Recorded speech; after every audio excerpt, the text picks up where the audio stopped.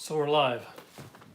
And today I am going to be looking at the Vinegar Syndrome package for May of 2019, which thanks to a good friend of mine I have here today. I'm going to be opening up a can of cherry bubbly to do this. And we're going to talk about the Arrow BOGO sale. The buy one, get one, which has been pretty awesome. I actually did manage to avail, hey Murdersville, the Arrow sale. I didn't get a lot, hey Scudder, but because it was, hey Bears, you're all in effect today. I was able to get like a couple things, and I'll tell you what I got. I'm not gonna leave it as a surprise, but we'll do an unboxing of it when it comes. But anyway, so I got the 4 ones from Vinegar Syndrome. Hey Livins, how's it going? And first up here, I have Lust in the Dust, which is a Paul Bartel film, starring Tab Hunter and Divine, and Cesar Miro. It's been a while since I've seen this movie. I forgot Cesar Miro. The Joker's in this movie. Really looking forward to checking out this one. It's been a long time since I've seen this movie. I kind of expected when you see Divine, you normally expect John Waters to be helming behind the scenes of the camera. But again, really excited to check this one out. Can you guys hear me okay? I'm not mic'd up today because I'm using my my camera on my phone as opposed to my what I normally use. I usually don't mic up when I come in this room, and the reason I'm in this room today is because I wanted to look at the Arrow sale, and I wanted to specifically go into some of the titles and to talk about them. So the easiest way for me to do that is to just go to my computer. All right, my throat's a little bad. I do apologize. But anyway, so Lust in the Dust was the first one I picked up. Haven't even first one we got here, so I haven't even looked into this one yet. I would thank Brian again for this. So let's see if what the alternate artwork is. All right. You know what? I should have thought ahead and brought a knife, at least a sharper knife for this. But this should be fine because it's the only one I got to unpackage anyway.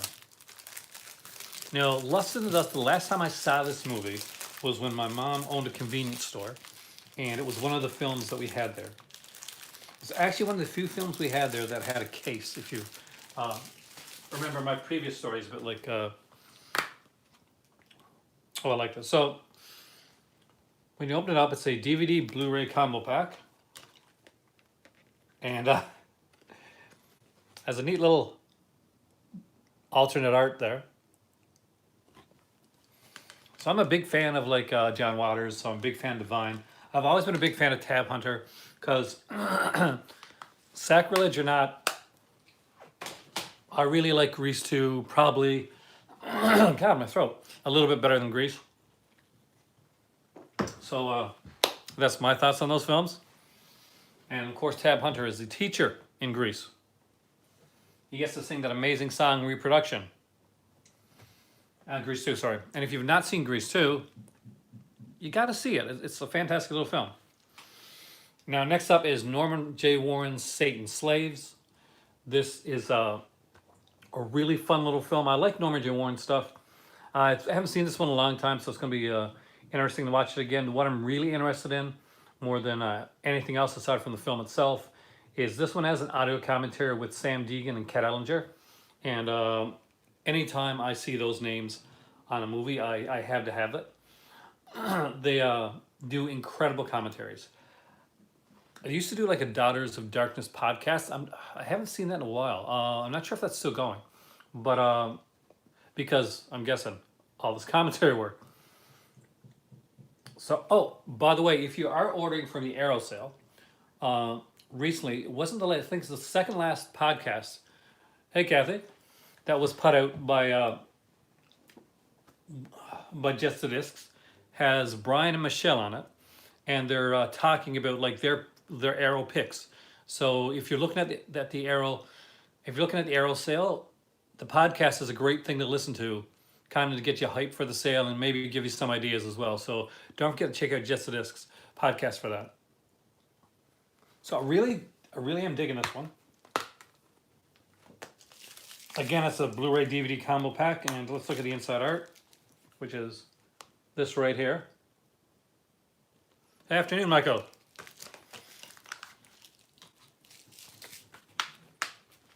You pack these really well. You put these things in between so that the disc wouldn't fall out or anything like that, which is actually really cool. So next up, the best way to find out, Kathy, is when you go into the Arrow site.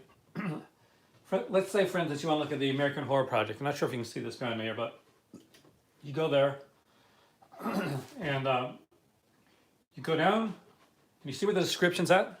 Right after that, you click on details, and under there it says region code free. So there you know for sure that, like for instance, the American Horror Project Volume 2 is listed as a region free release. So anytime that you're unsure, the World by Rights usually say if it's region coded or if it's region free. Sometimes, however, some of the ones that are stated as region B, I find out that they turn out to be region free. It really depends, but you can go, you can be certain when you see region free on there. I love this cover. I really love this cover. And that is the Mountaintop Motel Massacre. I used to own this a long, long time ago on DVD from Anchor Bay, but actually I gave it to somebody. Hey, Sasha, and because the movie was decent, but the cover sucked. I'm not sure if anybody remembers the cover or not, but he had this this person looking like super insane or something, looking over the top insane, like kind of looking out through like a doorway. So I really hated that cover. It was like, it really bothered me. Especially since, I didn't think it was a really great representation of the film. But actually I really like this. I kind of dig this cover right here.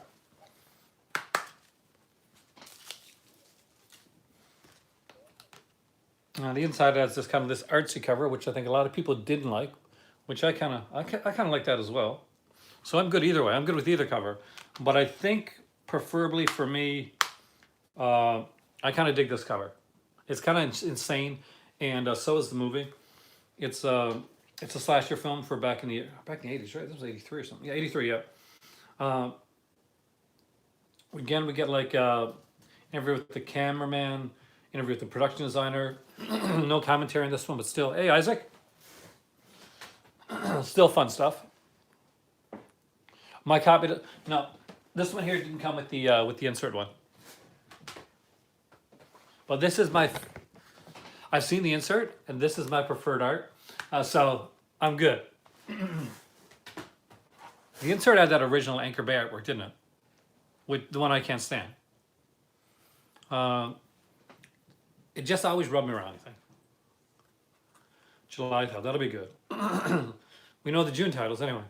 And last but not least is one of the shining gems of the May month, and that is Night Beast. So this one here rocks. I love Don Dohler's stuff. It is micro budgeted. It is regional horror, and I'm a huge regional horror fan. It's kind of something when you watch a lot of horror movies, you'll go through the different genres, like some subgenres, the slashers, the monster movies, all that type of stuff. And eventually you're gonna come across kind of these micro budget horror films that were made in a specific area. Like say the Don Dohler films, where are these all shot at? They're all shot for a modest budget, a very modest budget, with using a lot of his family and stuff like that. And a lot of these films at the time probably didn't think they were going to get seen outside of the general area that they were in. Regional horror films. So always neat to see, and it's especially neat if you've ever lived or been to the area, and it's kind of sometimes like a time capsule of your area that in a way that it no longer exists. Like a lot of people, when they look at those New York films, look at 42nd Street back in you go out by Massage Parlor Murders, for instance, and you're seeing early New York 42nd Street, which doesn't exist anymore. But yeah, anyway, I don't have the Nightmare USA book. That was always super expensive for me to find, and I eventually hope to get it because it's really good. Exactly, Sasha. There's a few of those like that. You really sometimes you got to roll the dice with that stuff. If you got a region free player, which I recommend, if you don't have one, look into one. It will change the way that you collect things. For sure, like 100%, it's going to change the way that you're collecting your films once you go region free. Because in North America, we're limited. We get like we got Criterion, we got Scream Factory, we got Vincent, stuff like that, Severin, Synapse, those there. But there are so many good companies or in places like the UK that just go all out. And Arrow's one of those companies. We've got a taste of Arrow here in North America when they started bringing like some of their releases here like into our region. But the stuff that you can get, uh, it's not hard at all actually. For instance, Kathy, I got two now. I used to have around four. I had two Seiki players and SEIKI. I'm not quite sure if they're still around there right now. And all you have to do basically for me, I'm not sure if it's Sasha, is put in a number and it brings up a thing that lets you change to whichever region you want. Uh, there's a place, I think it's 2020 Electronics, that is mentioned on here a lot. Uh, that and you can guys correct me if I got the name wrong on the website. That does region free players. It's super easy to set up. 220, thank you. 2020, that's it. 220 Electronics that does region free players, and most of the people that I talk to on here swear by them. I know that if I've got to get another player for me, it's gonna be from there because I don't see the type of players that I need around here anymore. I keep looking on like places like Craigslist or Kijiji to see if somebody is getting rid of one of those players, just so I've got an extra one to back me up.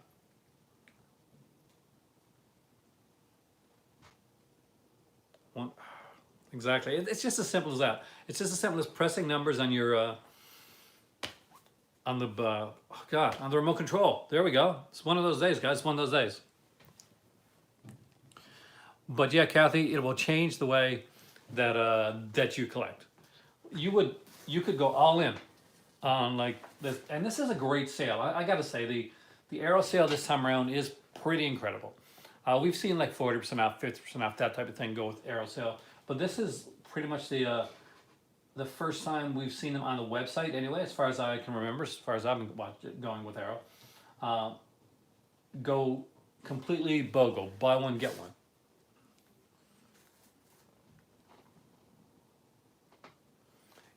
I don't think there's a sale in the US. I mean, like there are certain, like check on like Amazon and Diabolique and places like that to see like specific sales or sale items.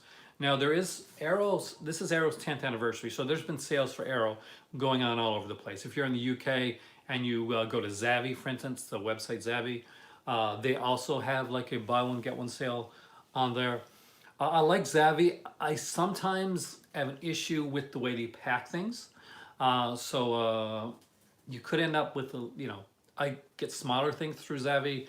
I got one box set through Zavvi, get a bit of dings every once in a while. But one thing I have to say is that with Arrow, I find that they package really well and they come pretty fast, especially if you get the tracked shipping. And I do actually. I had a couple issues early on before Arrow changed their website and stuff like that, where I had to wait a long time for packages to the point where they had to send the package out over again. There are Arrow Academy releases included within the sale, I think. There's a lot of different things here, and there's some stuff that was out of print. So let me go, not by release date, but I'm going to go by from high to low, because that'll give you an idea. Now, some of them sold, like there's been like a couple things I think that have sold out. So I'm just going to list out the box sets that are available right now. And we can go from there. So right now the Eric Romer collection is available. The Yoshida Love Plus Anarchism one is available. I didn't know that was still available. Okay, that's available. The American Horror Project Volume 2, which just came out, is a part of it. Uh, the Jose Larraz set, Blood Hunger, films of Jose Larraz, uh, which has vampires. I gotta put your messages up here, guys, because I'm totally not seeing this, and this is killing me because I'm turning around and I want to be able to respond to what's being said. Hey, Rich, how's it going, man? We are looking at the big Arrow Video buy one get one sale right now, and it looks to be, I'm not gonna lie, it looks to be pretty awesome.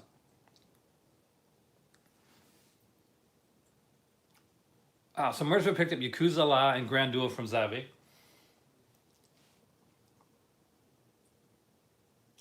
And there's Academy titles in the sale apparently that Zavi and HMV don't. Oh, did you like Devil's Honey? I personally, that's a personal favorite of mine. But how did you find Devil's Honey? It's strange. It's different, right? A very different film for Fulci.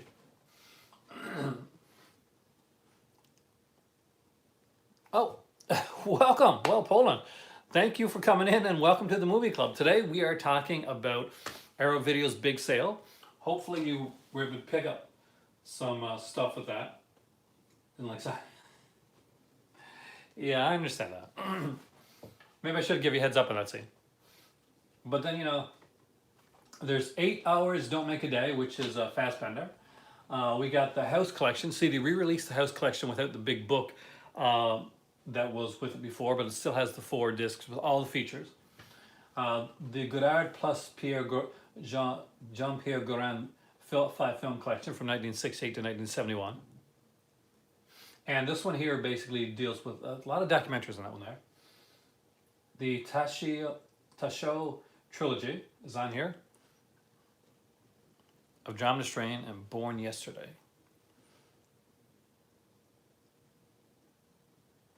Yeah, that's right. That was out of print, wasn't it? So they found some copies of that one, which is actually pretty cool. So they re-released the Ring collection with, again, without the book, which is a shame. And the De Niro and De Palma, I think they should keep the book in and just change the artwork. Because you still, I know there's some people that are going to complain when something gets a re-release, but if they just change the box set artwork, for instance, and just keep everything else that's in there, because it's going to cost you the same price pretty much anyway, no matter whether you buy the original or the re-release. I can understand like taking out a booklet when it comes to like a DVD or a Blu-ray, something like that, because that's really the significant like mitigating like differentiation in it. But when it comes to like a box set, just change out the artwork like they've done here, which is a brilliant idea, and leave everything else the same. Black Moon Rising's out of stock. Wow, I didn't expect that one to go so fast. De Niro and De Palma, the box set, as the early films. Outlaw Gangster VIP, the Sasha Guthrie 4-film collection, 1936-1968. We've got Taviani, set 3 films by somebody whose name I'm going to mispronounce. Zia Zhanki, who's the Woody Allen sets are all there. Hellraiser, Der Todsking. And then that's Loraz. As you guys know, Symptoms is high on my list of one of my favorites. Like that thing is squeaking against. Okay. So I've always wanted to see Whirlpool. I haven't seen Whirlpool.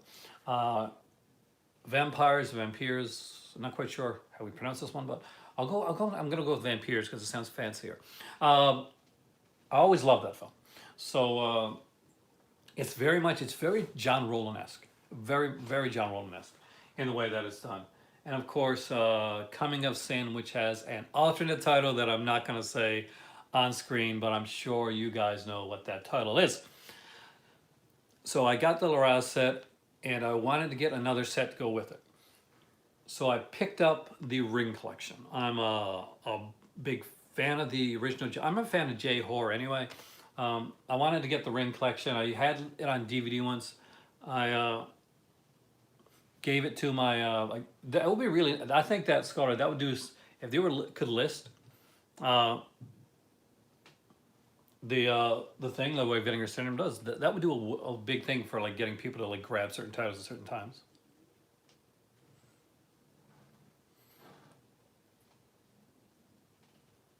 Hitcher and Dust Devil, those are two good ones. I wish the hell there's a H&B or FOP nearby me. Running for 6 weeks. What's buffering? Am I buffering?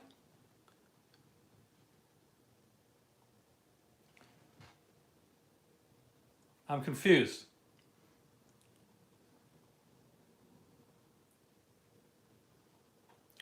Oh, okay. I had no idea. But yeah, so I picked up the Ring collection. I'm a little disappointed that I'm not going to get the book that that goes with it. Actually, I'm really disappointed I'm not going to get the book that goes with it. But there's a thing with Jasper Sharp talking about J-Horror that I wanted to have as well. And it also includes Razan, which is kind of like the kind of a sequel to Ring. It was done around, or I think just before Ringu 2 was made. And of course there's Ring Zero as well, which is, if I remember correctly, maybe I'm getting them mixed up, but I think Ring Zero is the prequel. Is a prequel that was done, where we find out about Samora. So it's not Samora there. It's Sadako. Sadako, right? Sadako's kind of past. But I paired the Jose Larraz collection with the Ring, with the Ring collection. It's probably where I froze up there. Which one is the batshit crazy one? I'm not. It's not definitely not Razan. That one's more. That one's probably got probably 2 or 0. I'm trying to remember which, because they're very different. I mean, that's the one good thing about them is they're really different. I wanted the house collection. I wanted the house collection more than you can imagine. Probably, you're probably right. But I couldn't afford it right now. I could choose just 2, and I knew that I wanted to get at least one box set that wasn't a reprint, that wasn't a redo, a reissue, and I knew if I missed out on the Larraz set, I was going to be really disappointed. I know that eventually maybe they'll come out like singularly, but for the Jose Larraz set, I wanted the book, and I wanted to get the collection together. I thought about just buying the movies, the house movies separately. Oh, that was a terrible film. Forget that one. That's American. That's the American Rings. We can forget the American, like later Ring sequel. That was atrocious. But because the thing is, if the book is not included, if anybody's looking at the house collection, for instance, right? If the book's not included on the house collection, right? If it's just the 4 films on the house collection, right? If it's just the 4 films and the case, if that's what it is, it costs you £50, right? To pick up house collection. That's 4 films. Plus you can pick another collection for 50 if that's where you're going with it. However, all 4 house movies are on, back to the other, Sasha, are on Blu-ray separately for £15 each. So you can actually save yourself £20 and get the house films without the box, because if the book's not there, then you're paying 20 extra pounds for the box. And that's £20 you can probably spend. That's £20 you can probably spend elsewhere, because you pay £30, you pay £15 for the first one, £15 for the second one, 3 and 4 are free. And the good thing about that is, like, if you're in the US or Canada and you're wondering, should I get the house? Should I get House Part 3? Or Canada, and you're wondering, should I get the house? Should I get House Part 3? Because, you know, I got the horror show, it's the Scream Factor edition. So do I. But the one thing that I can tell you is that the house set as features on the on part 3. The house part 3 has features in the Arrow one. Plus, it has 2 versions of the film. It has the original American theatrical cut, and it has an uncut version of the horror show as well. Because over here in North America, it was never called House 3, it was just called the horror show. And then they made House 4, which only ever made it to VHS, if I remember correctly. And that one basically stars William Catt, who's in the first one, but for some inexplicable reason, he's not the same character from the first film, and nothing is referenced from the first film. I've seen it a long time now. I'm pretty sure this is correct. It's called House 4. It stars William Catt, but it's different. But for me, I'm an OCD person. I got to have all of them. But unfortunately, that's the one I couldn't grab this time. I did manage I got the Larasset coming for me. I've got the Ring collection, so I'm super excited about that. And considering all in all, I've gotten like 29 Vinegar Syndrome in the last couple weeks, and 6 Code Red, and you know, my 2 4K releases. For people that came in late, by the way, I picked up Night Beast. You Gotta Love Don Doler. Mountaintop Motel Massacre. Hey, Jimbo. Satan's Slave. Love this art. And of course, Lust in the Dust with Tab Hunter and Divine. Which is really neat because I can put these in order. So 275, 276, 277, 278. There we go, in order. Well, there's a lot of really good things going on in the Arrow sale right now. We have the Sister Street Fighter collection here for 25 pounds.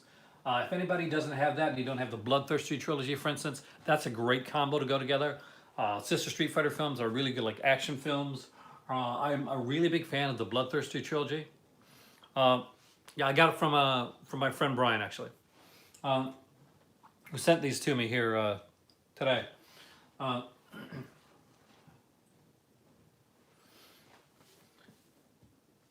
If you want more of the Arrow Academy stuff, though, you could probably grab something like the Human Condition trilogy, which is there for 25 pounds. And if you say, I want something fancy, actually, I wasn't aware of it. Who's behind it? Because for me, it's really going to matter. I'm not a huge fan of the American Grudge films. I actually prefer the Ju-On films by a large margin. I think the Grudge films, the American releases, and I know that they did have the Japanese guy behind it, I just find it creepier. Sam Raimi. Oh, that's right though. I forgot. If anybody can pull it off, definitely Sam Raimi can. Ryan's fantastic. I mean, he's like, if you don't listen to just to this podcast, which is a great supplement to this Arrow video, by the way, because he did recently do it on him and Michelle did their first Arrow Picks podcast. I'd agree with that, Livins. I wasn't a big fan of the series overall. I mean, a lot of people were really into the Grudge series. I like the Japanese edition. I just found it creepier. That's like the Ring. I like the Ringu films, like the Japanese ones. They freak me out. The Sadako with the hair with just the one eye showing works a lot better than Samara for me in the Ring series. That's over here. I did like the first Ring film, but I go to use. Okay, I didn't intend this, but it's going to come out this way. I'd much rather go back to the well with the original Japanese Ring series than I would with the American one. I realized what I was saying as it was coming out. So we still have The Last House on the Left Blu-ray set here. That, however, if you go to Amazon CA, usually You can get that one for like a really cheap price. There's usually a really good discount on that one. The biggest plus for getting it here, for instance, would be exactly would be like a I guess for the buy one get one. Again, I mentioned Pistol for Ringo, Return of Ringo, which is again a fantastic little double feature set right there. Basically, you don't have to worry what to double feature with because you're gonna. I said my mother. I don't know if I've seen that. I have to check. If Sam Raimi believes in the guy, Sam Raimi's good. I mean, like Sam Raimi's a visual director. How it's going to work with him producing it, I'm not quite sure. I love Wes Craven as a director, but some of the stuff Wes Craven produced wasn't always the upper echelon of stuff for him that you would associate with Wes Craven, for instance. But we'll see. Fingers crossed it comes out okay. And maybe it's okay for the original, I guess the guy that started it, like the genesis of the Grudge series, to kind of to move away from it, and to see what a fresh take can do for it. Because at this point, the Grudge films have just become less like, they haven't like the quality's lessened with each film. Imagine if you're like Pulse, like the American version of Pulse. By the way, Pulse is actually really creepy. If you watch the J-horror version of Pulse, if you watch the American version of Pulse, you're going to be severely disappointed. It's really really bad. And if you think it's bad, wait till you get to the sequels of Pulse. They're atrocious. It was. I think of the Grudge Ring versus one as much in the same way as they think of the old Universal Frankenstein versus Dracula thing. It's insane. It's crazy. It's an event thing. It's not meant to be kind of like super plot driven. It's meant to put these two iconic characters together. Well, then it's got to be good. It's Canadian. But I enjoyed the Ring versus Grudge film way more than I enjoyed Freddy versus Jason. Just to give you like an example there, because I guess, and in a way, I had a lot more invested with Freddy versus Jason. And when Jason came on the screen and it wasn't Jason, kind of took it away from me. Jason never showed up in Freddy versus Jason, not once. A Frankensteinish character showed up, but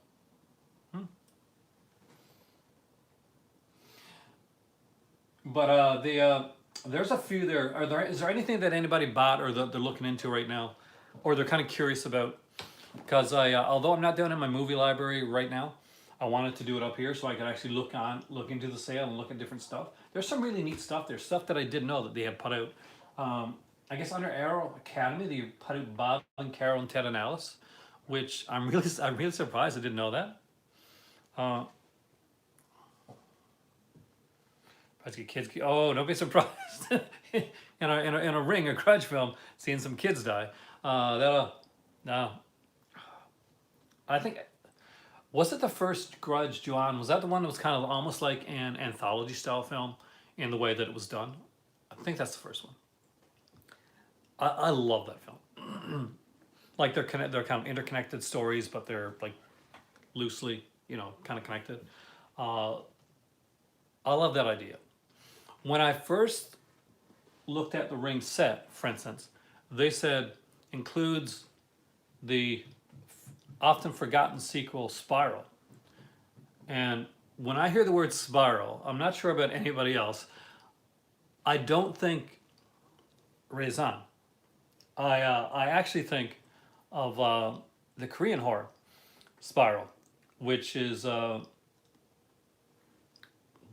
freaky as hell, and by the guy did Tommy and stuff like that. So I was kind of excited. I was like, oh yes, Spiral, I want this. What's it? I can't remember the name. Uzumaki, thank you, Dylan. That's exactly what I'm looking for. I was trying to remember the name for it. Yeah, that's what I was thinking. So I was thinking, oh, Spiral, Uzumaki.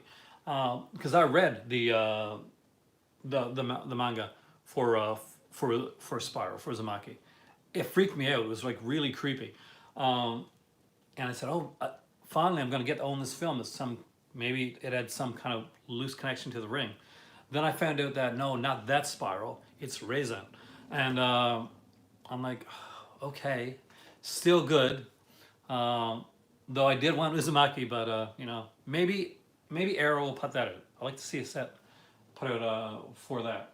But there's some really neat stuff. I mean, like there's some Arrow Academy stuff here. We got some Arrow video. If you don't have Blood Rage for, you know, if you're a slasher fan, you gotta have Blood Rage. It's just, you know, so you keep your slasher cred. So somebody said Black Moon Rising has gone out of stock right now. Yeah, looks like Black Moon Rising has gone out of stock. You'll see some of them on here, but you do have to go to the actual movie themselves to see if it's still in stock. And I just going up one here just to give you an idea. So when you go here, for instance, this is Blood Rage, and this is dual format. This is a regular release. There used to be a limited edition of this one. You go to the details, they'll tell you what region it is, by the way, so it's a region free. Then go to the extras, they'll tell you exactly what's on there, and you can even go to like the stills. I'm not signed in right now on this computer. I'm signed in on my gaming computer, which is in my room. But once you're signed in, you can see the stills as well.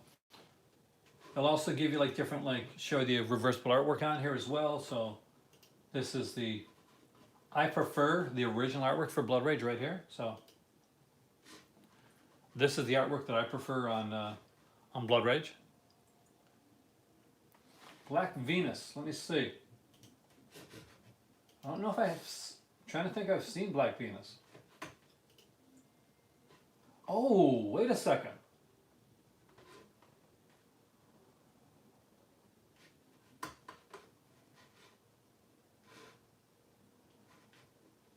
Between Couscous, winner of the 3 Caesar Awards, and the Cannes Triumph of Blue is the Warmest Color, director whose name I'm not going to pronounce made Black Venus a stark portrait of the life of someone else whose name I'm not going to pronounce. Bartman was taken from South African home as a 21-year-old and shipped to Georgian London, where she would be caged and exhibited as a freak show. Holy crap. That's intriguing.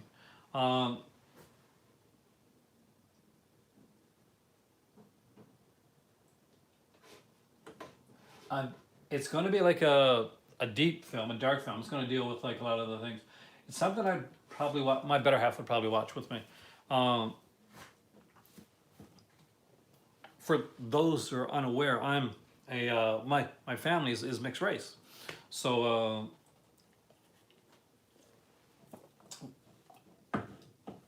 films like that have like get kind of a different some stuff we watch together. I haven't seen it. I'm not going to lie to you. Though reading about it made me want to eat couscous right now, because I love that. I have vegan couscous. I'm not vegan. I just like vegetable couscous. But my hot dog for lunch will tell you I'm definitely not vegan. I have bad food choices. Well, there's so much great stuff here. Born Yesterday is on here as well, which is a fantastic film if you've not seen it. Of course, there was a remake that was done with, but the original Born Yesterday with June Holiday is amazing. It's an incredible film. Bound, again, if you don't have that one, it's got Gina Gershon and Jennifer Tilly as a couple, and it's a film noir, or as they would call it, neo-noir. You guys are so quiet today. I mean, I have a feeling this is going to be a shorter video today, guys, because everybody's gotten so like super like quiet, and like my last Arrow video that I made, and I want to thank you so much because that hit, hey Jesse, over like 500 views at this point, in less than 2 days, which really surprised me, like surprised the hell out of me. I got to say the conversations going on. If you haven't seen that video, definitely check it out, and check out the conversation box, the comment box during that video, because there's some fascinating stuff that has nothing to do with the video, but it's great. Like there's Criterion talk and all that stuff going on. We're talking about Arrow, and it's just really It adds a lot. My videos can be okay, but you guys, because the movie club portion of this is what really can make a video stand out. It's what really made the comment section. What you talk about, with to me, what you talk about to each other, really is the thing that I think makes me go back sometimes to actually watch my own video, to mute myself and to read the comments, because I find that's always fun. That's always, because you always get a neat aspect. Nobody wants to just listen to me rattling off on and droning on and on. I don't. It doesn't work that way. Smash Palace.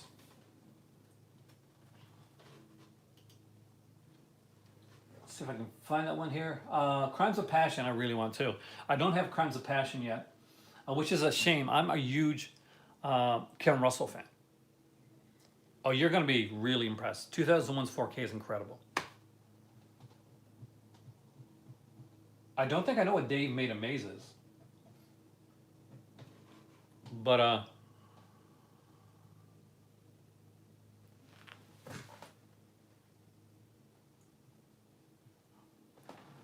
do you Vinegar Syndrome? Have I seen the Vinegar Syndrome one yet? I don't think I did yet. I gotta check that out. If I missed out, no, did I? I don't know. If not, I'm watching it as soon as this video ends. I love Vinegar Syndrome hauls,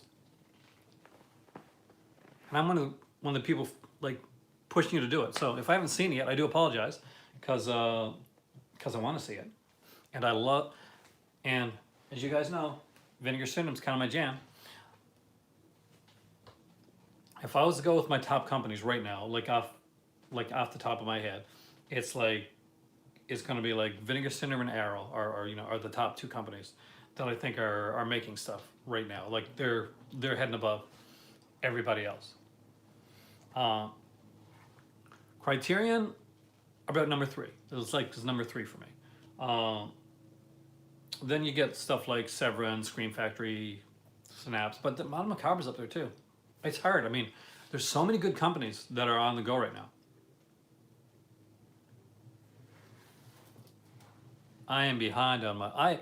I suck at Twitter. Have you ever read my Twitter, Sculder? I suck at Twitter, but I'm trying to do my best. Indicator. Oh, see, there you go, Jesse. There's so many. I would actually probably put Indicator, for what they do for me specifically, above Criterion. Like it would be like we're looking at like Vinegar Syndrome, Arrow, Indicator, then Criterion. Criterion used to be like the number 1.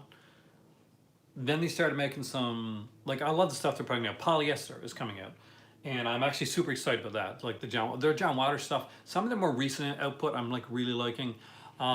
There was a time when they started to do like these like really thin booklets and type of thing, and like kind of taking things away.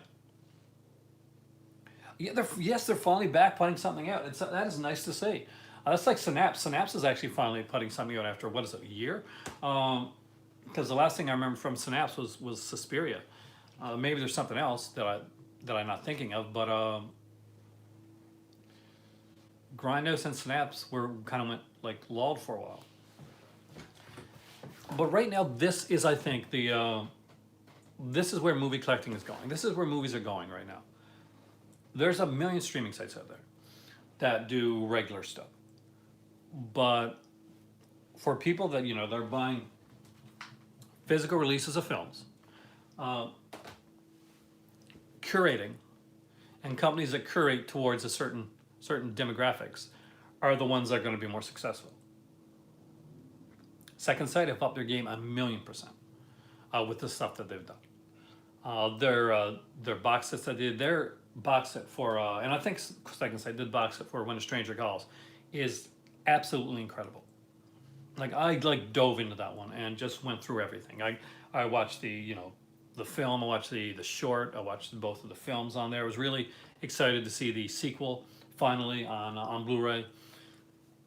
There's the book, the poster. It was an incredible set. Some friends of mine got the Changeling set that they put out, and it looks amazing. I think it's Eureka that's putting out the Jackie Chan sets. But second sight, it tends to be like a bigger thing now. Is that they're putting out these bigger, like thicker sets. Yeah, physical media right now is for like really lovers of the medium, and it's curation. I think is the key. If you're a company who really puts the extra work in there, and and you're getting good features. You've got like a good back and forth with your with your fans. That's important. There's some companies out there that are trying, and I'm not going to say the name, but there's a specific company out there that's trying to make headway, right now into this. Except their contact with the people that could be their fans is atrocious. It's really, really bad. And I don't have to say the name. You guys can say it in the comment section if you want to. You know who it is. No, actually not them. Though they have some issues, but it's a smaller company. It's one that's getting started.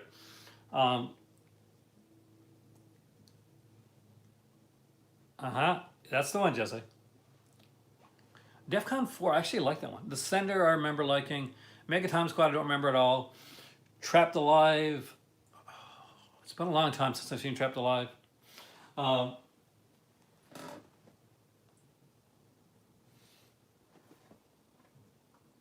Let's see. Orgies of Edo, I don't remember. Scared Stiff is fun, but you gotta know what Scared Stiff is. Scared Stiff is super low budget. It's got Andrew Stevens in it. It's fun. It's crazy. It's weird. If you're gonna go with Scared Stiff, get the limited slip, because I think that it's the same price for the regular Scared Stiff Blu-ray as it is for the limited slip edition of it. And if you haven't noticed, Scared Stiff, at least the last time I checked, had a limited edition slipcover. Now, the best thing I can tell you is that if you've seen the movie Doom Asylum, if you know what Doom Asylum is, it's by the same guys.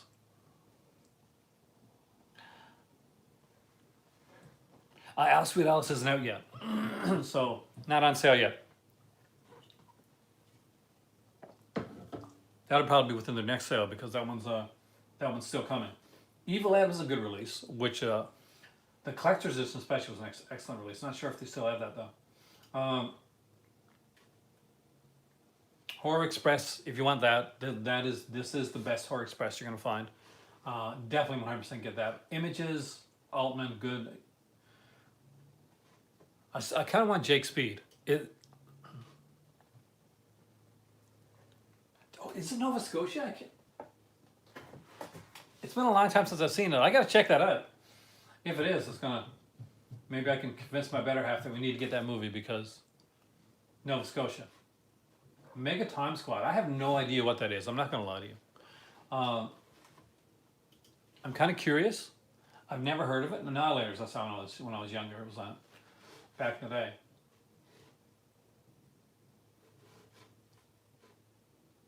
'80s throwback. So is this a newer film, Mega Time Squad? I have no clue. I know zero about Mega Time Squad.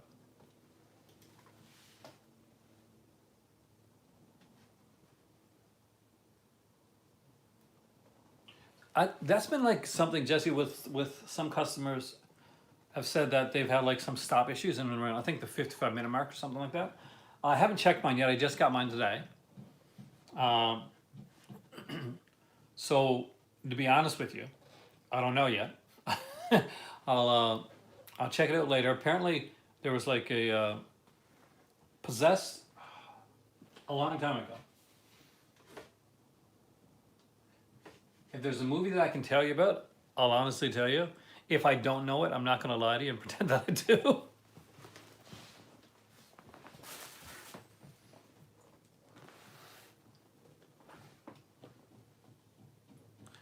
I don't know.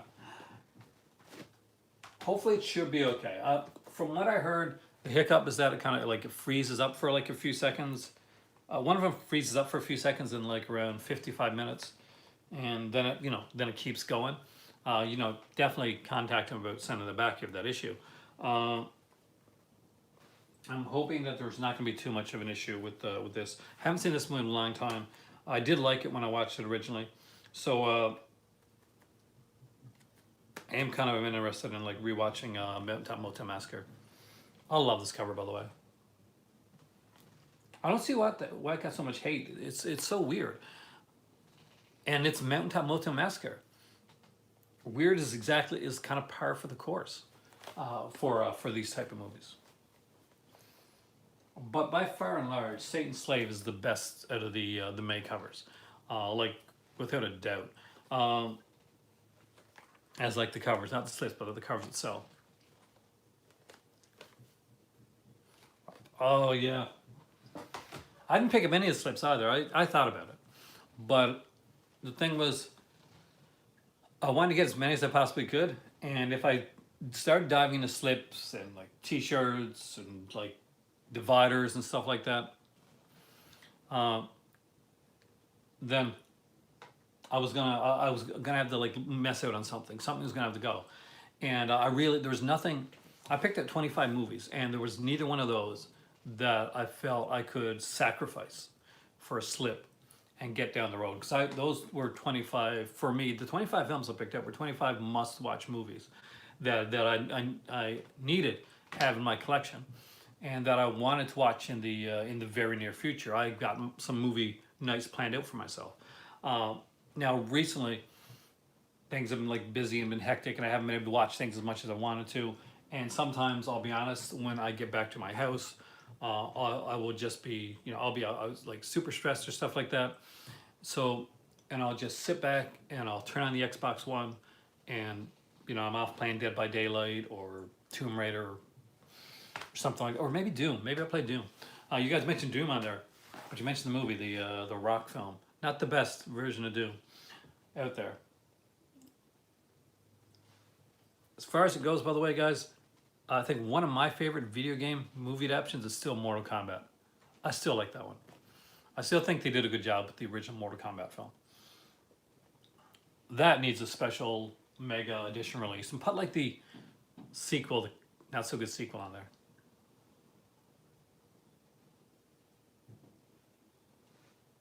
Can anybody help Scott out with that? Has anybody seen Sleeping Dogs with Sam Neill?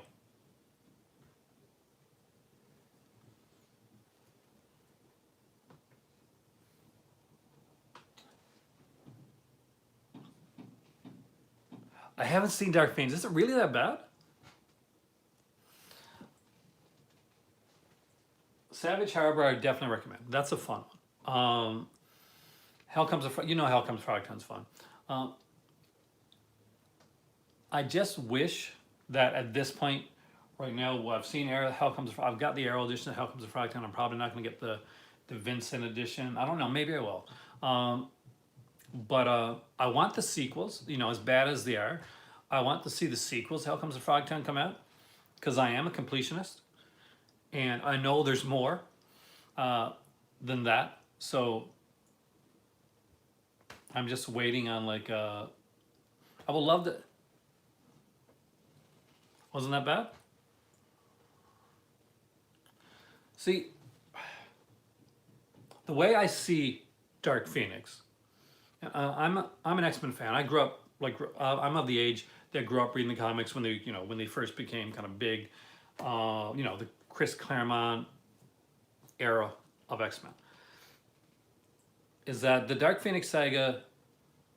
Still, the animated edition is going to be the best one. Done in the cartoon back then. The X-Men cartoon is fantastic. Some wonky animation early on, but still fantastic.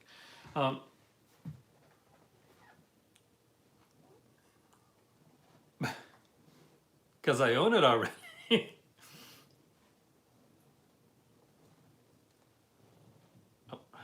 But Hugh Jackman's done as Wolverine.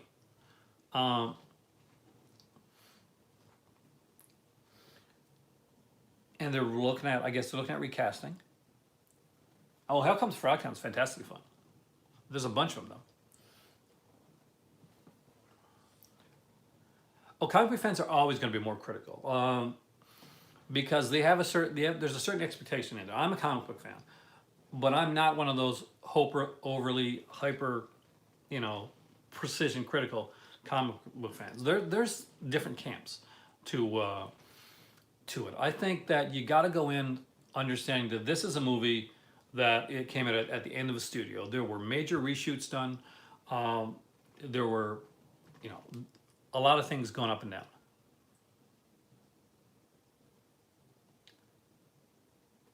I would disagree. I have not seen Dark Phoenix. I haven't seen it yet. But I will already disagree with the fact that it's going to be worse than Last Stand. Because no. Out of all the X-Men films, every one of them, the Wolverine films, all the offshoots and everything like that, Generation X, the television film, Power Pack, the TV pilot, X-Men Last Stand, I hate the most. I truly do not like that film. I can watch it if it's on TV. I have it in my collection. I'll probably get the 4K down the road because I'm collecting all of them. But I was never a big fan of the way that one went. It just didn't do it for me. That was the last X-Men film you want. Dude, there's some... Like, X-Men First Class is actually really good. Like, really like X-Men First Class. And Logan. Logan's amazing. It's that old school style Western, old gunfighter, wanting to hang up his guns, going out for one last mission, type of thing. That's what Logan is. The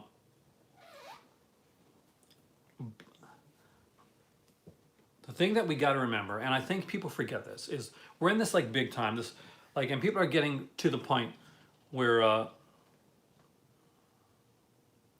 I would say, yeah, in Origins, and do you know why? Liv Schreiber. That's why.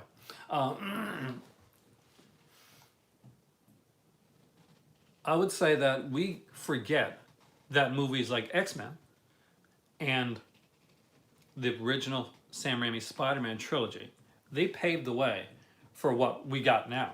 For like whether you like the Marvel Cinematic Universe or you like the DC films or you're like me and you just enjoy movies and you watch them both. None of that, none of it would have existed without that and Blade. You know, those three things. That was the genesis. That was the turning point. Some people are not old enough to remember what we got before this. Like back in the 70s, we got some Superman stuff, and in the 80s we got some Batman stuff. But in between that, we got a lot of really crappy stuff. Look at Marvel. Marvel's movies pre that were horrible. Captain America, for instance, the Matt Salinger one. It's just so much badness. So much badness came out. And a lot of it ended up getting relegated to bad TV movies or TV shows that didn't last or pilots. And to go from where it went from, and basically there was a turning point.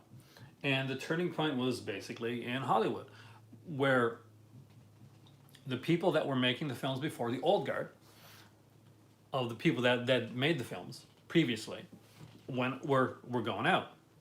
And the new guard were people around my age who grew up reading comic books and watching these cartoons and playing video games. And we took over. And all of a sudden you've got the MCU. You've got these DC films. You're getting more geek culture stuff. You can't go wrong with Deadpool. Deadpool was amazing. It was really, really fun. I like Deadpool 2 as well. But it did seem like a continuation of like what was already there. But I still enjoyed it because I'm a huge fan of those type of films. And I'm a big Ryan Reynolds fan. He's Canadian like me. What I don't want to see is Deadpool show up in Spider-Man. I think that for me that will be like unless it's like a very like minor cameo type of thing, like back in the 90s, 90s was a weird time for comic books. Um, they started doing these like, there's a big glut, there's a big industry glut. People, so they started putting like, Marvel especially started doing these massive crossovers. And they would put everybody in, like, say if somebody was popular, they'd do them like in one panel in an issue, and they would advertise it on the cover of the magazine, you know, like Ghost Rider showing up in this issue of Spider-Man. And he would like be in like Daredevil with a brand new 90s costume showing up. Uh, so no, I don't want to see Deadpool show up in like in Spider-Man. I kind of want almost have his own universe. It's different. I mean, I don't think you can really. Deadpool is a very different film than Logan and Dread. All three of them are tonally different films. We've got Deadpool, which is this kind of like this hyper violent comedic film satire that we got there. Then you got let me see. Then you get stuff like Logan, which is kind of like was a western, and then you get Dread, which is this kind of apocalyptic, like future alternate universe Mad Maxian style, like 2000 AD set film. 2000 AD being the comic that came from.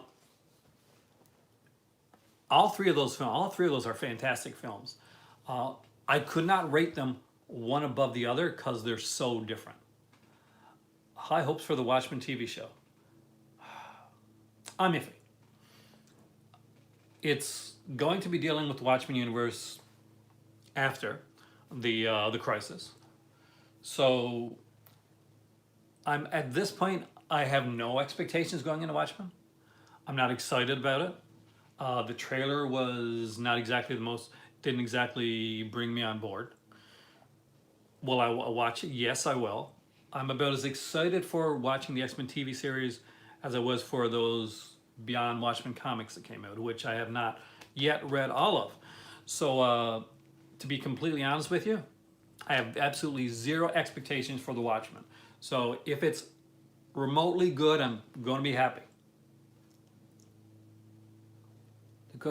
You can't say Dakota Johnson's dad. That's Don Johnson, man. He's the man. Batwoman, I'm excited for. I like the actress that's playing Batwoman. I like the universe that it's set in. You know, there's a whole generation that would say Dakota Johnson's dad, which is shameful. But oh my God, I feel old right now. I do feel. That's like if anybody asks what is one of the best TV shows ever made.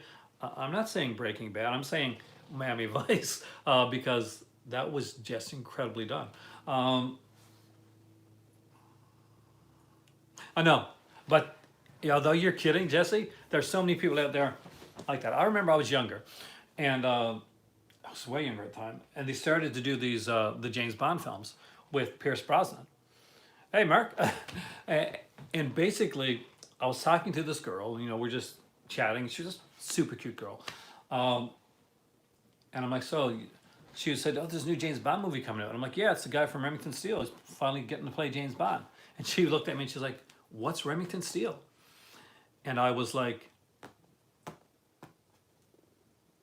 "Oh my God." There's a whole generation gap thing there where she doesn't know what Remington Steele is. That him as James Bond is like her first time she's seen Pierce Brosnan. And I'm like, wow. Oh, that is so not his worst movie. I actually like Blind as Dog. Trust me, go through Don Johnson's filmography. You will find worse movies. I still think Dead Bang is a little underrated, though. She went the guy from Lawnmower Man. No, it was the first time, and I was like, I was a lot younger than I am right now, but it was the first time that I felt like older, type of thing. That's the first time that hit me. I felt like older when it came to this. Like, who's what's Remington Steele? By the way, anybody here doesn't know what Remington Steel is? Find out. If you like movies, if movies are your thing, you're probably going to enjoy a little 80s show called Remington Steel, which deals with a detective that's kind of a man of mystery with a mysterious past that's, much like me, addicted to movies. He actually relates everything in every case that he goes in to solve, to film, to movies. So, and that's often the key to him and the girl that he works with, who's actually the real boss.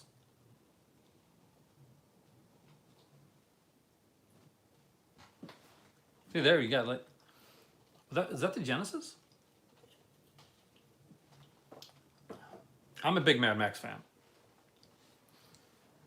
And for me, like, to put them in order of like how I like them. Well, I really like the new one. I really like Fury Road. That was awesome. So I guess Mad Max though is still my favorite.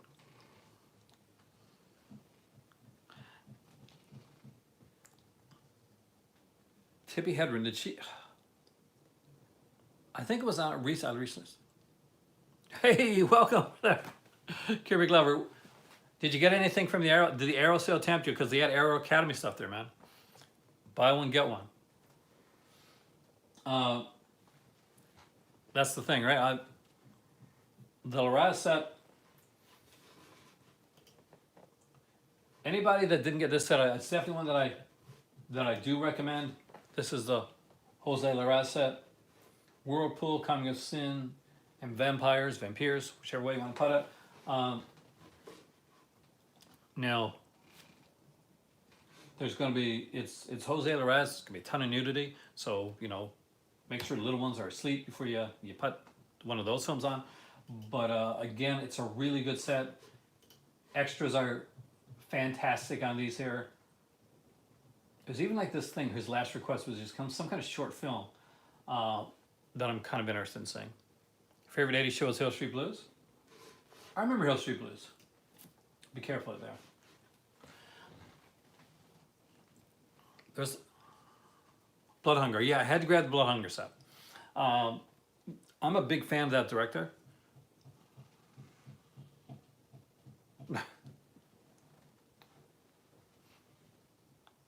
He's such an eclectic, by the way, George Miller, just, I guess you guys are talking about him, such an eclectic director. He's done, when you look at his filmography, it is so, like, he is one of the best, like, action directors you can get out there. He's like he's one of the great action directors. The greatest action director on the go right now is the guy that filmed the John Wick films, because John Wick 3 is insane. It is insanely well choreographed. There is a sequence shot in Morocco with John Wick and Halle Berry's character and her dogs, and it is an extended like fight sequence, like gun battle fight sequence with and it incorporates these dogs into the fight, and it is insanely well choreographed. It is one of the best choreographed fight scenes I've seen in a long time. John Wick 3, if you guys haven't seen it, it's off the hook.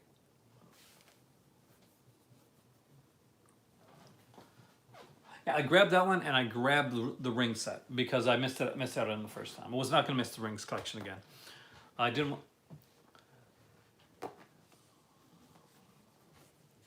George, Babe Pig in the City. No, for me, it's Mad Max. I like the original Mad Max. That's not yet. I want to.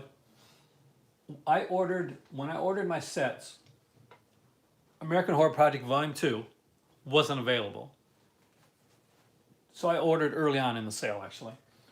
And about, I think 20 minutes after I placed my order, the set came available. So let's look into this. So I was asked recently, like, what do I know? Like, do I know the films on the set? Which ones are better? Well, we got Dark August, Dream No Evil, that's gotta be John Hayes, and The Child. Dream No Evil, I kind of remember because I'm a big John Hayes fan. That's the, I would get it for Dream No Evil alone. I think the child is Harry Novak. I'm not quite sure. I'm not quite sure about Dark August though. Kim Hunter, wow. But all three of them look like fascinating films. They look like the type that I would be interested in checking out. Let's bring it up here. So there you go. I'm not sure you guys can see it from there. So that's Dream No Evil, Dark August, and the Child. We got the book there and the 3 discs. A kid bringing the dead back. Yeah, they get revenge basically. Teen Turner. Oh, are we talking about the third Mad Max film?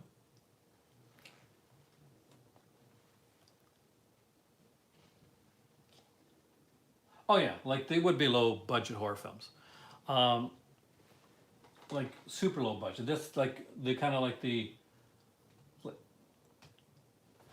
that's kind of the whole genesis behind it. I just have these like kind of really cool low budget horror that nobody's giving any attention to, and I like to give them like kind of a prestige type of attention to it. So you get a 60-page booklet with this one here, writing by Stephen Bissett, who of course is the artist from Swamp Thing. Travis Crawford and Amanda Reyes. There's audio commentaries, video essay by Stephen Thrower. I would like to have it for that alone. I'm a huge fan of John Hayes, so that's I'd get it for that. See, John Hayes did Grave the Vampire, and he put out Cutthroats from which is a Vinegar Syndrome release actually, and that was available on the 5 Films 5 Years.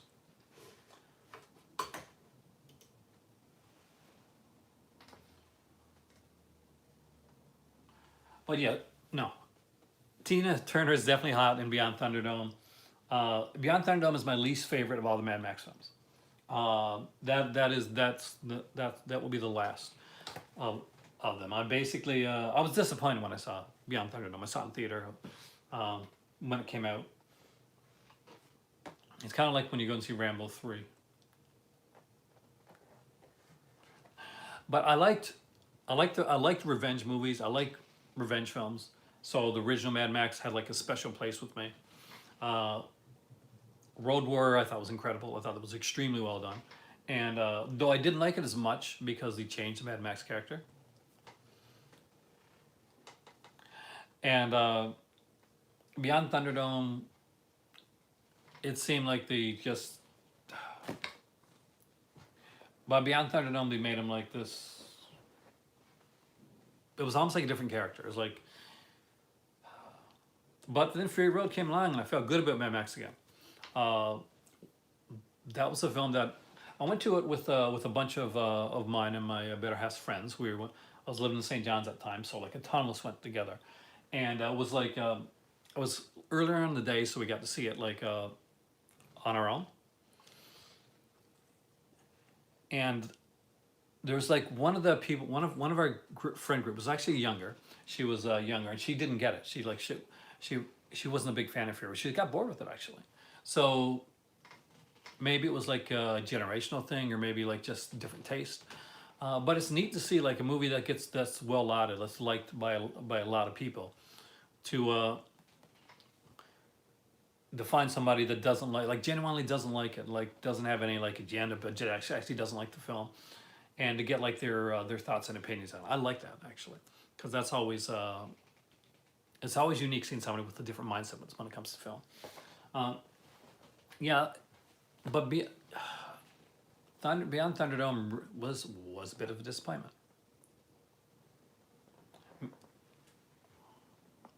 It's basically the quest for pig crap.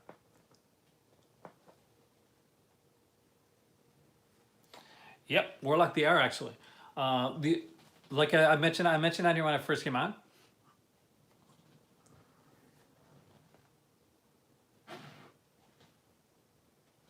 Oh, how much alcohol? There's 0 alcohol in the bubbly, man.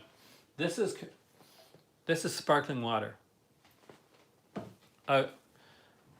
Though for some of the some of the videos I make, maybe I should have added alcohol, but no, I'm not a. I haven't actually had a drink in a while. Not even a beer or anything like that, or I had whiskey at my dad's house last time. That's the last thing I had, whiskey. Um, oh, hey, welcome, Warlock. So yeah, we got the with the sales going on across like different places right now. The only issue I have with Zavvi sometimes, Warlock, is basically sometimes their packaging isn't exactly the sturdiest. So I'll get like regular releases from Zavvi, but I won't like get a lot of box sets from them. The grapefruit's pretty good. I mean, I'm getting grapefruit took me a while to like, but I do like grapefruit, so that helps there. The cherry, I find that I'm liking a lot, like really quickly. Oh, and Warlock, since you weren't here,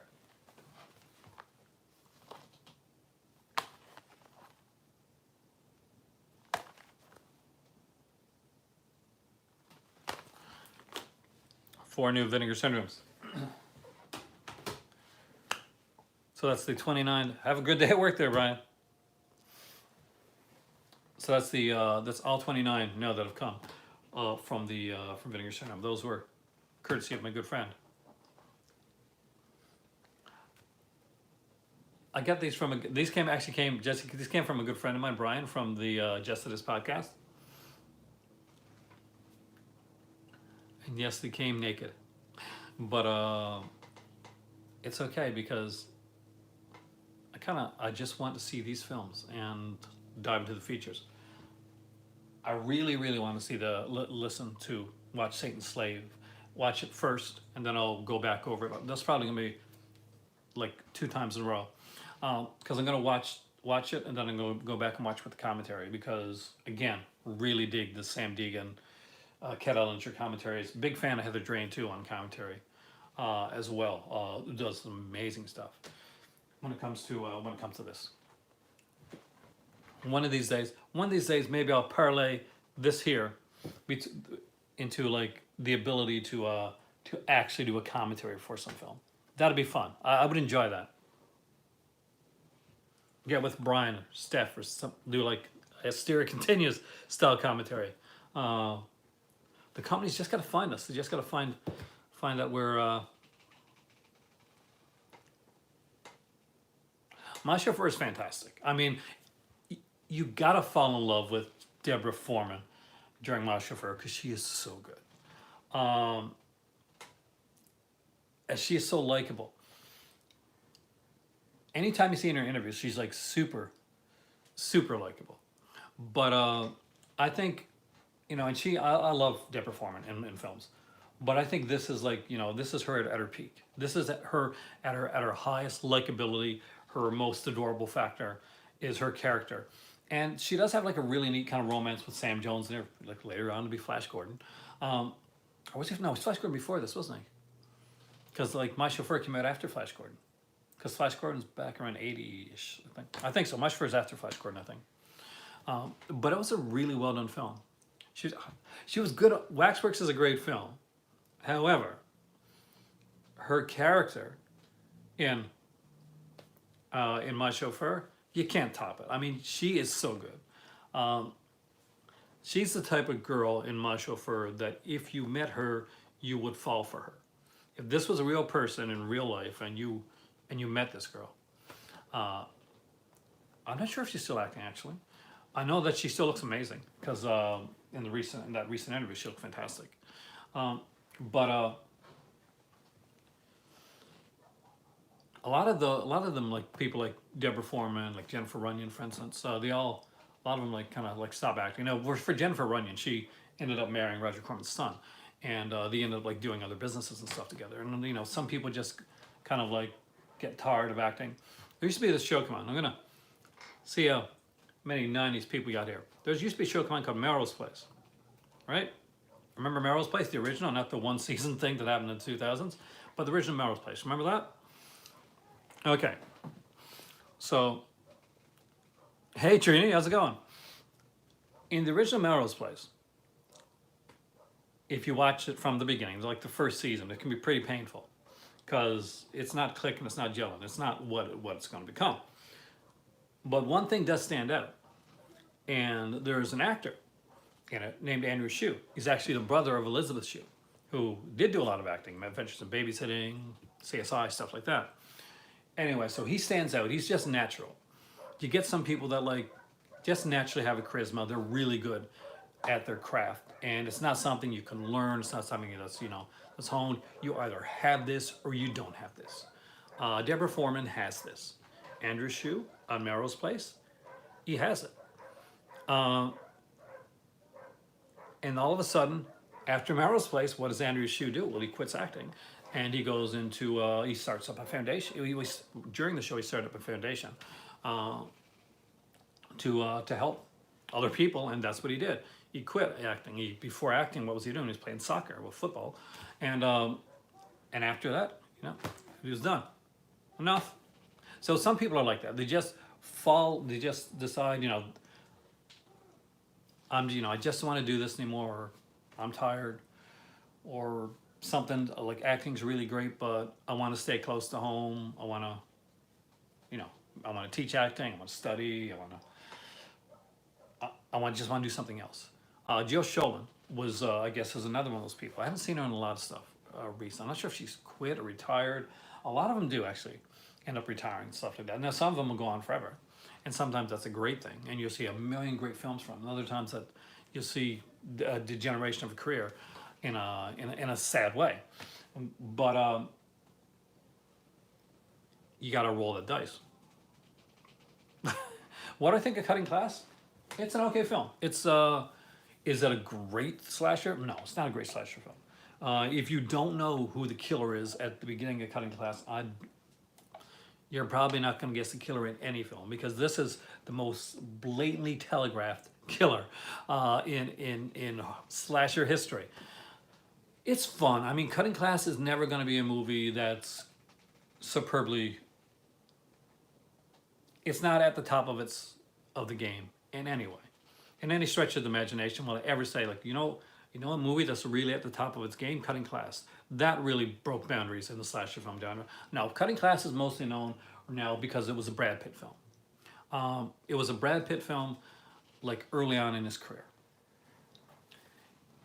It lucked out to have like a lot of really good actors in it. Joe Sholin was in there. Donovan Leitch was in there as well. Who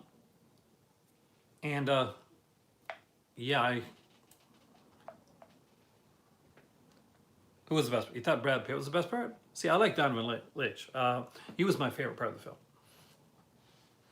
He's just got this weirdness to him, and he plays it so well. Martin Mull at an oddly strange comedic subplot in the film, and he gets to say that infamous Cutting Class line. Put in your arrow. So what'd you get? I just got a small order. I just picked up 2 box sets. What'd you get?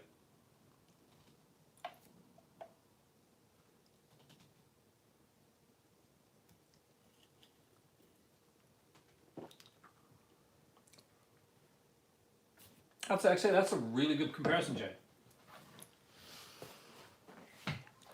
And I would actually say, all right, there's this whole like slasher itself is a subgenre, and there's an offset of slasher films, which is basically the knockoff slasher, which they're fun to watch. You don't expect the highest quality out of them, but one thing I guess Cutting Class had that maybe some of them didn't have, and it may have worked as a disadvantage to it as opposed to like some other times, is that one of the really cool things about these knockoff slasher films is every once in a while you'll get like a gem.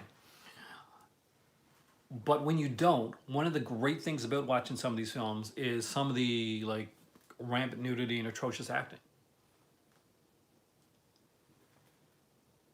Definitely, I have 2 Halloween. Yes, I love Halloween videos, guys. There's a million Halloween ripoffs, but Absurd is Halloween 2. It's the unofficial Halloween 2.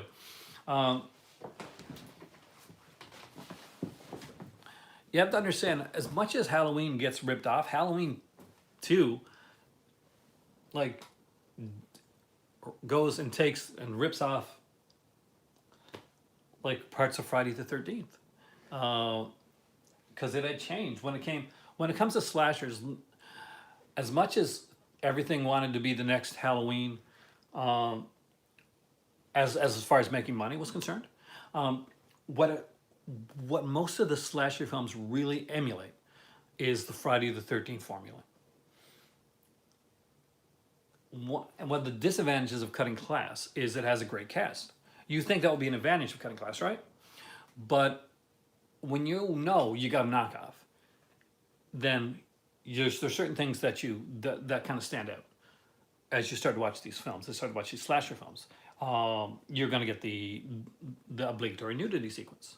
You're going to get the different, unique, or semi-unique kills.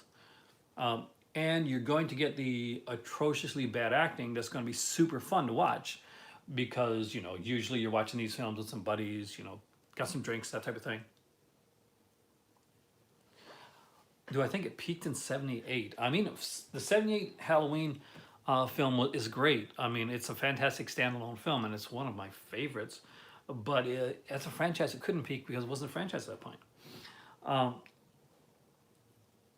Unlike a lot of people online, I will honestly tell you the truth and tell you this. I liked the Halloween franchise. I liked Halloween 2. I thought it was really well done. And there's going to be some people that will put up their finger and say, well, hello, baby guys. After part 2, Halloween just degenerated in quality. That's not true, in my not so humble opinion. Halloween 3 that went off an anthology way, and it is an incredibly fun film that's underrated in the style that it's done. It had this really kind of insane Quatermass style look and feel to it, which makes sense because it was written by the guy that wrote Quatermass. Halloween 4, I think, was a really solidly done sequel, extremely well done, to the point that I didn't think that a sequel could follow up that well. It really does, and because we get we get two fantastic final girls. We don't get one final girl in Halloween 4. We get two final girls, and both of them are really good. We get Rachel, and we get Jamie, Daniel Harris's character. So you get two final girls with that. I don't know, Dave Catano. You may need a region-free player. I don't think they're going to.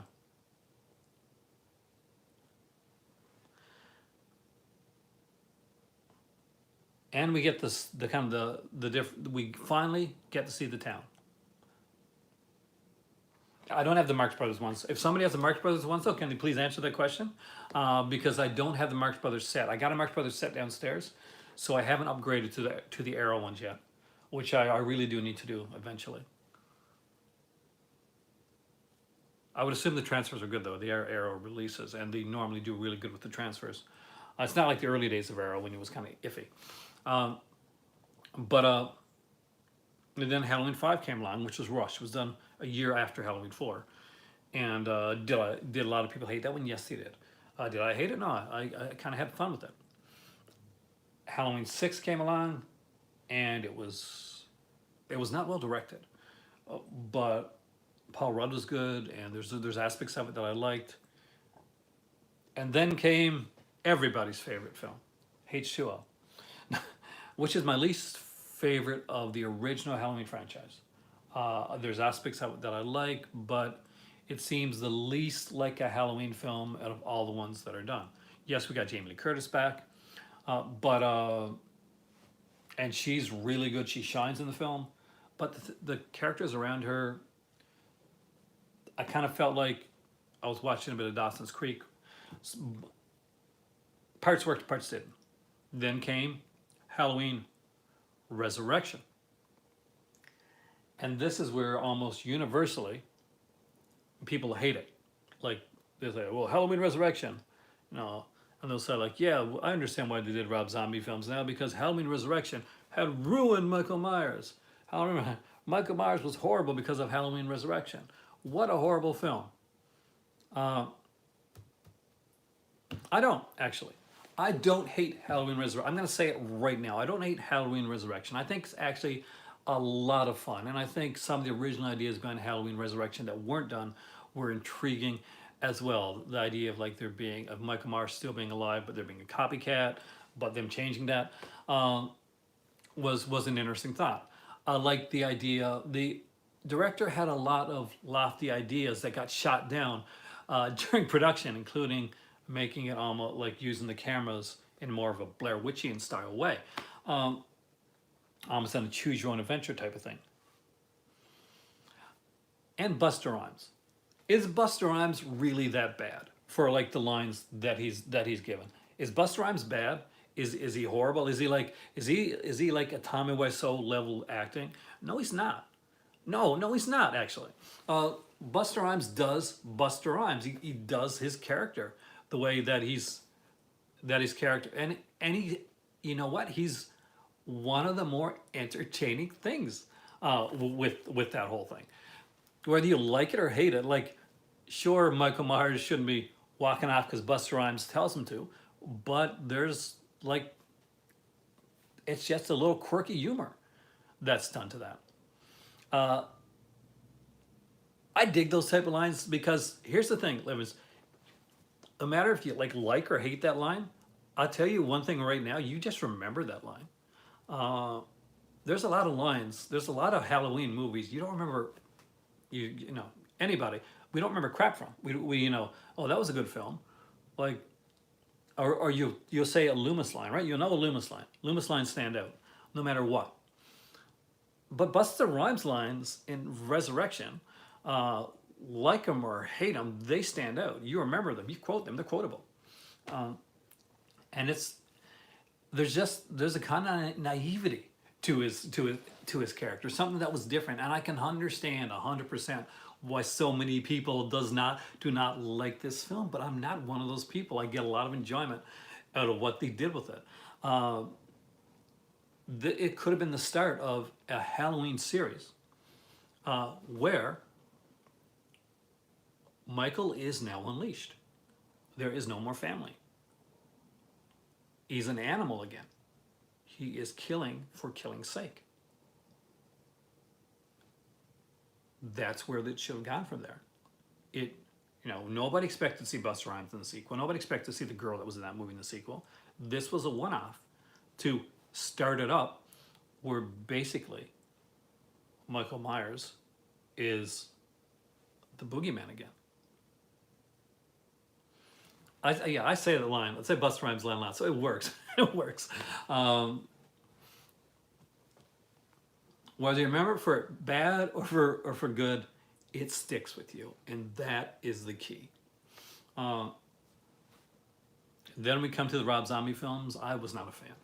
They were not made for me. And it's not like I'm not like somebody that doesn't like anything that Rob Zombie did. I do actually have certain Rob Zombie films that I actually really enjoy. Halloween films, he didn't get it. Like, it comes down to the fact that, in my personal opinion, director's cut. Not director's cut, sorry, producer's cut. Because, as you guys know, the director of Halloween 6 can rotate. Yes, Joe Chappelle, you're a dick. The way you treated everybody in Halloween 6 was jerkish.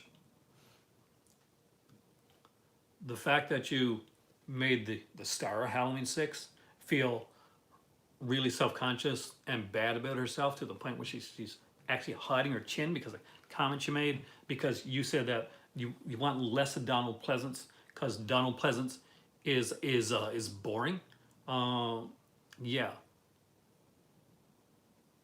I don't think that me and Joe Chappelle should ever meet in the same room. It's not going to end well.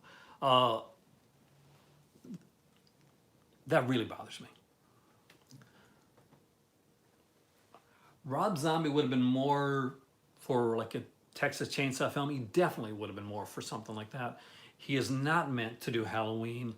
Some people dig some of his Halloween films, and to each their own. But that's not me. And then we come to the 2018 one. And I really, really enjoyed that. It's kind of what I wanted it to be. It's exactly where I wanted Halloween to be right now. And it's definitely getting there. people seem more real in the new one. And the lines that they say. Now, people complain sometimes about the dad in the new Halloween film, and that he's, you know, he's not portrayed as a super strong badass character, and he's too jokey and all this type of stuff. And I am here to tell you right now, as a dad with a ton of dad jokes at my disposal, that is exactly what a dad is like. Whether you like it or not, he portrays the dad perfectly. From the weak, silly dad jokes to the way that he wants to protect his family, to saying the wrong thing. Dads do that. That's what we do. It's kind of our thing. It's a dad thing. It's known as a dad thing for a reason, and he portrays it well and realistically. And with that being said, guys, I do apologize, but at 96 minutes, this is one of my longest videos in a while, my phone is dying. So I have to end this video. That being said, I would love there to be a cutting class remake, because if you are going to remake something that doesn't work completely in the first place. Because you know what? You got a chance of heightening it, not staying in the shadow. Thanks for watching. I am Aaron. Enjoy the Arrow video sale. Pick up some cool Vinegar Syndrome. This is the May package. And I'll see you soon. You guys are the movie club. That is a good thing, Jesse. I told you, Jesse, I was gonna do it. You guys rock. And I have two videos. I will let you know about what I think of the selection. I'm sure it's a good one, because that's what I'm gonna do right now. I got some videos.